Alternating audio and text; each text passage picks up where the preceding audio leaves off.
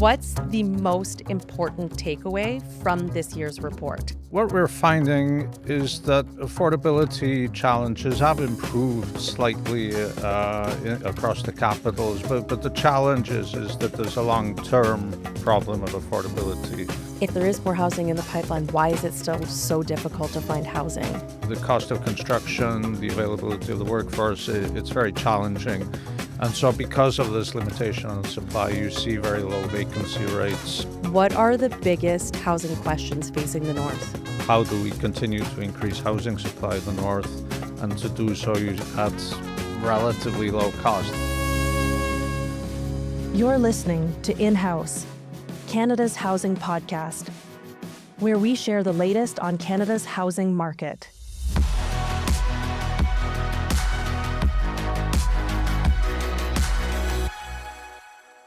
According to CMHC's latest Northern Housing Report, housing demand slowed across the territories in 2025, but housing challenges remain.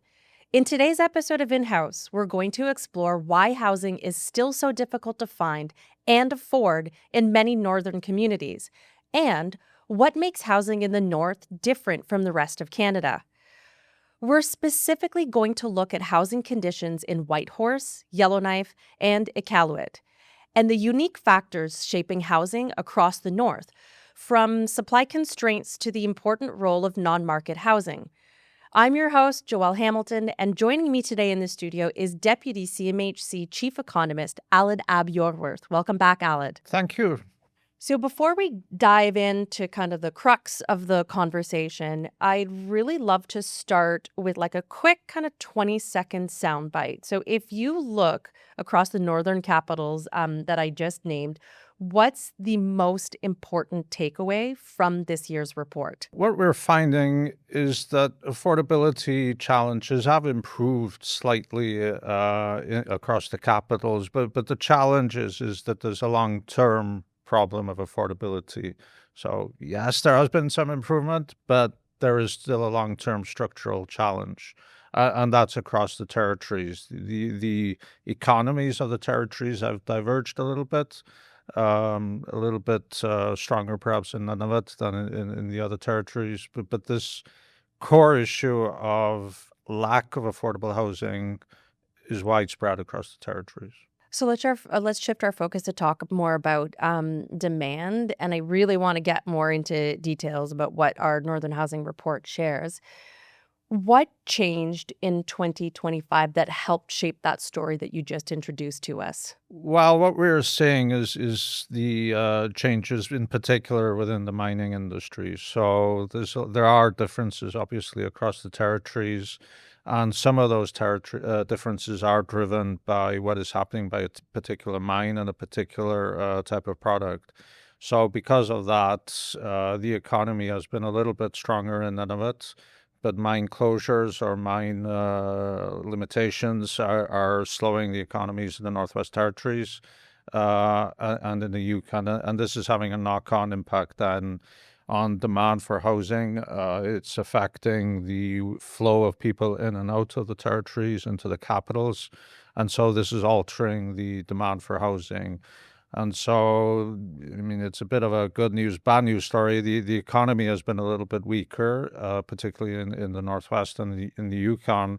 And that is in turn has helped affordability a little bit. So that affordability has improved. But it may be because of a little bit of weaker demand from changes in the economy. So, as we already mentioned, housing demand slowed in the territories in 2025, and there are more housing projects kind of underway or in the pipeline. If there is more housing in the pipeline, why is it still so difficult to find housing? Well, I think there are general supply problems in the territories, and we'll get more into this, but the cost of construction, the availability of the workforce, it's very challenging. And so because of this limitation on supply, you see very low vacancy rates in market housing. In Iqaluit, for example, where there is very limited market housing to start with, the vacancy rate on rental properties is vanishingly small. So, and this again speaks to the challenge of the need to build more housing in the north. I would say, particularly in the capitals, but this is widespread across the territories as well. Yeah, one statistic really jumped out at me, and it was related to rental conditions in Iqaluit. And in Iqaluit, there were only 6 vacant rental units out of 2,000 available. And I really wanted to highlight that because it's virtually zero. I think the report says 0.3%.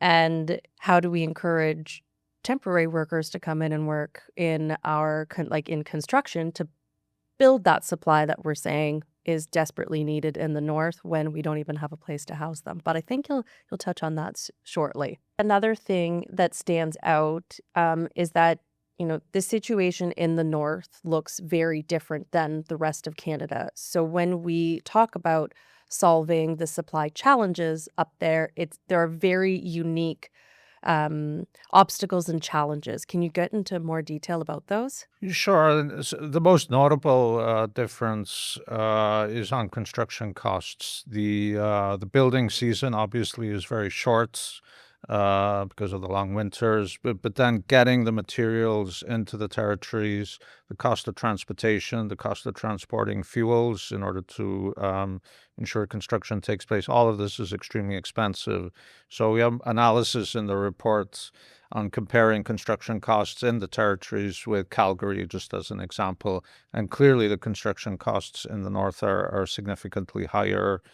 And this is, just relating to the materials themselves, but there are also challenges of getting the workforce, and all of this. Plus, on top of that, as I started out by saying, the risks involved in if the supply chain breaks, and if you can't finish this year, then you have to wait the year for next year. All of this leads to huge challenges on the construction side. So this then in turn morphs over not just into market housing, but also into other types of housing, social and affordable housing. There are clear overcrowding challenges in none of it. And so again, we need more construction, more supply of housing across the north, not just in market housing, but in social housing. You asked about differences with the south, and this is one of the important elements in the north, that the social and affordable housing plays a much greater, much more important role in housing people. And this is in particular the case with Indigenous households. Yeah, I read that. So in Canada, the share of social housing as new construction is like 6% across the country. And then in Nunavut, it is 93%, Northwest Territories 36%, Yukon 35%. So those are considerably higher than our 6% average throughout the rest of the country. Yeah, and obviously that's new housing, which is really required because one, as I mentioned, there is overcrowding in the existing housing stock, but also there are some quality issues with some of the existing stock as well. So that's why new social and affordable housing is clearly needed. So if we zoom out a little bit, and take more of like a long-term view, when we look beyond this year or maybe even into the next 2 years, what are the biggest housing questions facing the North? Well, I think, first of all, we really need to do more to understand the trajectory of the economy. I think population can move to the north, depending on the state of the mining industry, but clearly there are economic opportunities in the north. But the workforce tied to that needs to be housed, and housed at a reasonably affordable rate. So I think what we need to explore is how do we continue to increase housing supply in the north, and to do so at relatively low cost. I mean, clearly there will be transportation cost challenges, but are there other opportunities for low cost development of housing in the north? If the current projects that are in the pipeline continue to move ahead as planned, you know, is it a story of us really catching up or still falling behind slowly when it comes to meeting the supply demand? I think we still need to do more, and in particular to lower the construction costs. There are challenges, I would say, particularly in Nunavut, in terms of overcrowding. And I think that is, we don't have a good handle on the extent of that challenge. We need to do more work to understand it. But my general belief is that more housing is required, particularly in Nunavut, and in that context, to work with Indigenous households in particular. Well, that's a wrap on today's episode, Alid. I think we've covered all the main points that are highlighted by the Northern Housing Report. Thanks again for being in the studio with us and always walking us through complex subject matter in a way that's very, very easy to understand. And thank you to you, our viewers, for joining us in-house. Did you know we're not just on YouTube? You can now find us on Spotify, Apple Podcasts, and Amazon Music. Don't miss our next episodes for more real, data-driven discussions.